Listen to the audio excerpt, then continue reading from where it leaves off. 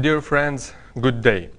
We have a special guest in our studio, the Executive Director of Frontera Resources, Zaza Mamulashvili. Welcome to our studio, welcome to Moldova.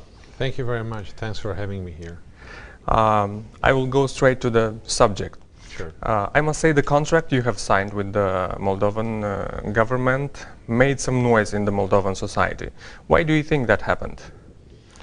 Well, I think the reason really is that probably the people, and not only people, many different stratas of society are not properly informed what this business is about, and that always gives the people to speculate, the chance to speculate more than enough.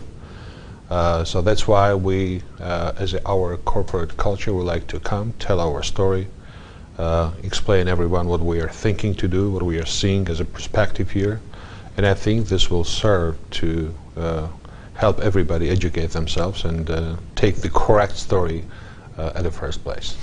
Maybe in the future you should be more attentive when announcing the contract. January 2nd, it's probably not the best date to announce such an important contract. Oh, I completely agree with you. And actually, I was the one who was really disappointed with January 2nd. Was not the one, because many others of my colleagues felt the same way. If I can tell that according to procedure, the way it works is that after we won this tender, which was international public tender, the government needed 60 days to conclude an agreement, and the 60-day ended on January 2nd. So we could sign it in November, in early December, but unfortunately it happened such that it ended on January 2nd, and that's why we haven't been able to come and attend signing ceremony. Tell us more about the content of the concession contract. The period is very long, like 50 years. Do you have such contracts signed with other governments? Yes, normally the oil and gas, this type of contracts are very capital intensive and time consuming. And you really need the pretty substantial span of time in order to explore, prospect, find, develop, and produce. And this is not unusual that you see 25, 30, 40, 50 years contract. Some contracts last forever. I understand. The information you have published about this contract, I must say, it doesn't have much essence. So you said that you would invest like a couple of millions of dollars in the next years, and you would employ a couple of hundreds of people.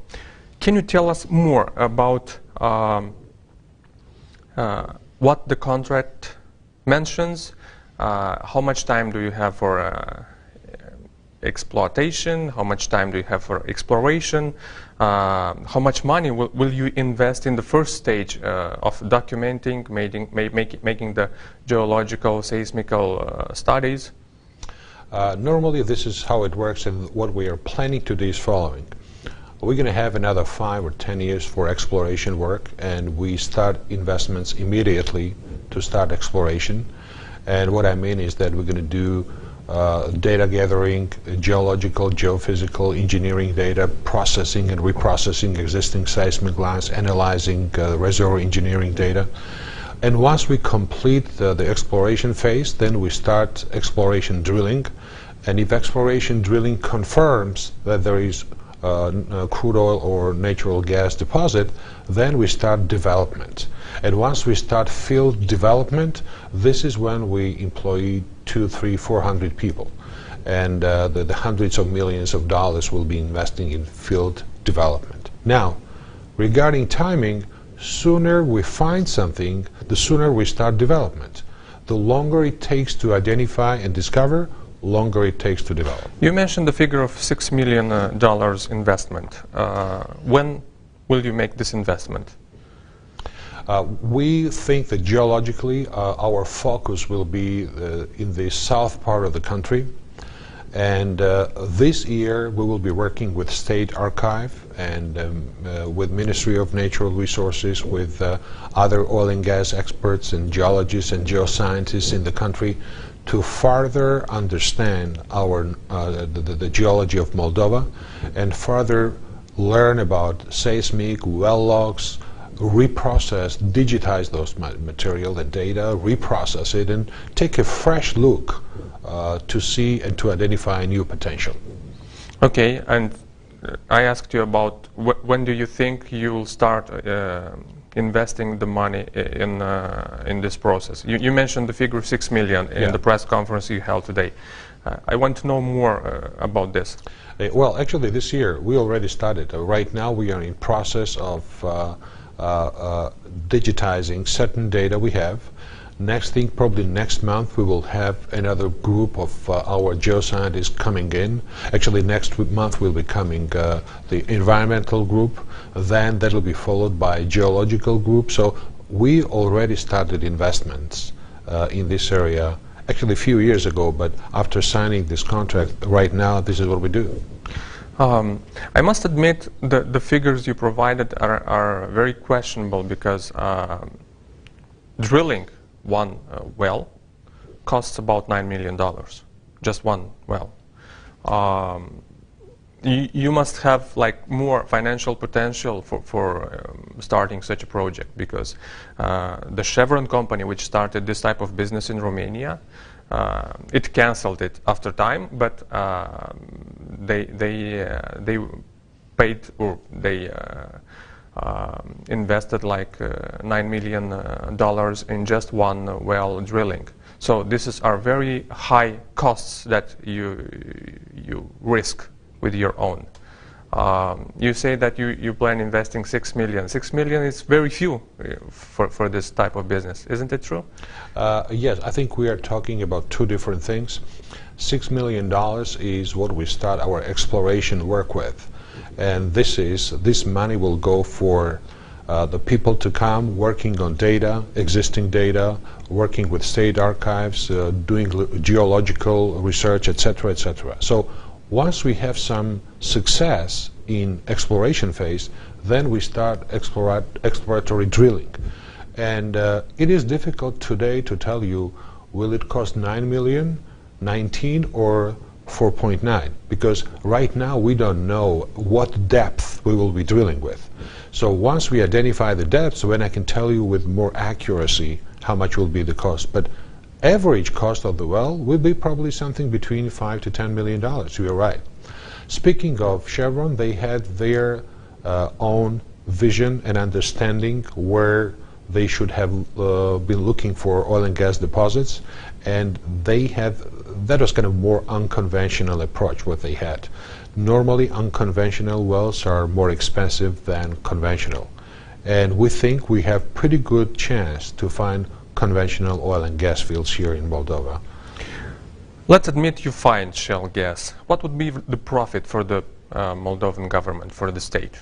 Well, we are not working on shale gas, so this is not in our interests, and I really can't tell you, because if we don't find conventional the structure and resources, we are not interested to develop shale gas. No. Okay, you are interested in natural gas? Yes, in conventional natural gas and crude oil. Let's admit the fact that you find this conventional gas. Yes. What terms do you have certified in the contract, in the concession contract with the Moldovan government? What's the Moldovan part share from this business?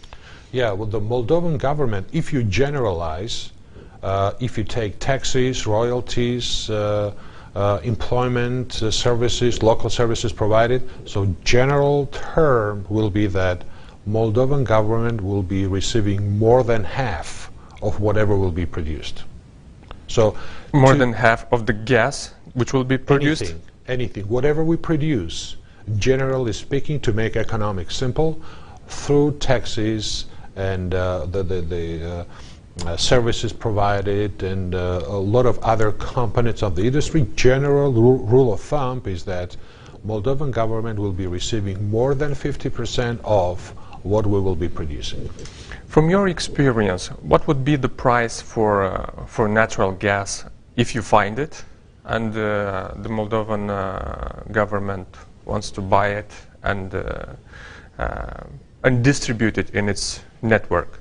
For instance, now Moldova imports most of the gas from Russian Federation. It pays between $160, $200 per thousand cubic meters. What would be the price in case you find such gas in Moldova? In case we find the natural gas in Moldova, that will be definitely very, very competitive to any price in the world you can find. Definitely, that means twice cheaper? Well, it's really hard to say. First of all, I really don't know what's going to be, when we will be producing this natural gas, what will be the price of services, drilling, employment, what will be the market price for natural gas. But you conducted the research when you started the business, because it's very serious business, so you must have a research before signing the contract. Yes. So you must have the figures. Yes. Well, I can tell you the figures. What we are shooting for is the size of natural gas field, which is 100 billion cubic meters. Billion. Billion. Okay. This is the size of the field we are targeting to find. But have you conducted a study? Is there sufficient reasons to believe we have such deposits underground? That's why we are commencing exploration phase now, to answer your question probably in 3, 4, 5 years from now. If you said that the state would benefit like more than 50% from the everything what's found. How does your business work? So, as I understood from the press conference, you don't produce the gas. You just look for it, and then if you find something, then you look for an external source, for a third party who is extracting and refining what you find there? No, we do produce. We are exploring, then if we find the deposit, we drill, and then we produce. And once we produce, we either sell it domestically. So you are the distributor, the final, like the distributor, and you sell the. Well, we may not be distributors, because we will be producers, and we will be selling to distributors. So that's kind of a little bit different area of expertise. So we will be exploring, drilling, producing, and then we will be selling to distributors. In the process of documenting, I have found that there are some risks connected to the environment. What can you say about this? We've been in a number of countries. We've been running these operations, and we've been getting the highest possible grade, running in environmentally responsible way. And now that we have signed the contract, in next month, end of next month, probably we will have our Vice President of Environment, HSE, coming to Moldova and discussing it in details with NGOs, public, and media. Yes, but the environment would suffer quite important losses, if I can say so, because when you have this drilling process, you have like the water pollution, you have the chemical substances that are drilled and then they get out in the air. You could probably have rock cracks. How do we protect from this? Well, we wouldn't want such a situation have very bad consequences, environmental consequences, and air pollution, water pollution. Yes. We have a potable water problem in Moldova right now, and making such drills would be like a risk for this area. Yeah, well, from the day one, we are watching quality of water. Above surface, the below surface, we will be watching it all the time. The small changes in water quality, and we will identify what the problem is, and we are not going to let it go too far. We're going to stop operation and treat it. We have never had the problem before to have any pollution cases in operations worldwide, what we did since inception of our company. So we are very keen and very careful to monitor very carefully any signs of any kind of pollution if it ever takes place. So I can assure you that it's not a problem to, once we do it in a responsible way, no problem to handle it. Let's talk a bit about the experience your company has. You said that you have such type of contracts in Georgia and Ukraine. Yeah. Can you tell us more about Georgia? Because the press has wrote a lot about your Georgian operations that were not successful, actually. What happened there? Well, this is Georgia is great success, and Georgia is great success story, and here is why. To date, we've invested in Georgia a little over $400 million, and we've discovered the huge natural gas deposit in the country of Georgia, which is roughly 350 billion cubic meters. If you take Georgia's annual consumption, this amount of this volume of gas is enough for Georgia for about 150 years. At the same time, we found a lot of crude oil, roughly 800 million barrels of crude oil.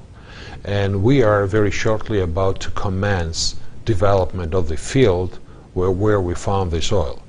But you didn't reach the phase of extracting and selling it. As we speak right now, we are producing oil and we are producing natural gas. And that's why this has been great success in Georgia. And with every year, we will be increasing this production. Why the press is having such a negative attitude towards this subject? I cannot comment on where they are finding this information, but I can assure you again that even third party, one of the largest reserve hydrocarbons reserve certification company, confirmed our discoveries. The Moldovan press also has published information, very tricky informations, and I want you to comment on this because otherwise everybody would make different supposes. Maybe you can tell us directly. Did the Moldovan politician Vladimir Plahotniuc meet with the chief executive officer of Frontera Resources the previous year in USA? We've been working in Moldova 5 years now, and we met with almost everyone in the country. We've started our work with Prime Minister Filat, continued with Prime Minister Leanca, Prime Minister Gabor, Prime Minister Philip. We worked with every single minister of economy since then, and every single minister of the natural resources. So, and we met almost every single politician and the public figure in the country, to understand whether or not Moldova is the place we would undertake these long-term capital-intensive investments. And so we met a lot of people. So this kind of nature of the business to meet with everyone in the Yes, country. I understand. I was wondering if the previous year when Mr. Plahotniuc was in the United States, maybe that was the basis for this partnership that you found for this project. Well, we've been advancing it since 5 years when formally Prime Minister Filat initiated this process, and then with every single government we've been making little progress, which finally ended up with winning the public tender which government announced. I want to speak about one more press rumor, let's say. The cost of the shares of Frontera Solutions at the London Stock Exchange. You mentioned in the press conference that you have very good results, financial results for the first quarter of 2016. In the same time, the cost per share at the London Stock Exchange is decreasing very fast. How do you comment on that? Well, I think what we are seeing last several months, it is increasing very nicely. But it increases after you announce the contract with the Moldovan government. Not really. But but the graph says so. No. I mean, not really. But we just signed this in March 3rd. We signed this the documents with Moldovan government, and this very nice increase in share price started long before that. But let's put this on the side for the moment. Yes, we are on the London Stock Exchange. My personal opinion is that market value of the company is substantially undervalued, and I think with time the people will notice the great potential which the company's assets have, and with time it will appreciate in price, and we will create good value for shareholders, good value for country, and good value for company. Mr. Mamulashvili, thank you very much for coming and explaining what is the deal you have with the Moldovan government. I wish you good luck with your business, finding gas and selling it as cheap as possible for the Moldovan government. I really hope that you will have a special representative and press offices in Moldova that could be reachable and could answer any question about this issue. Why? Because it's important for the Moldovan public to know at each step what's happening, and this will increase your reputation as a company if you would have that attitude when working in Moldova. Absolutely, we will work towards that, and thank you very much for having me here and giving me this opportunity to explain more who we are, what we do, and how we're going to create value for everybody here. Thank you. Thank you.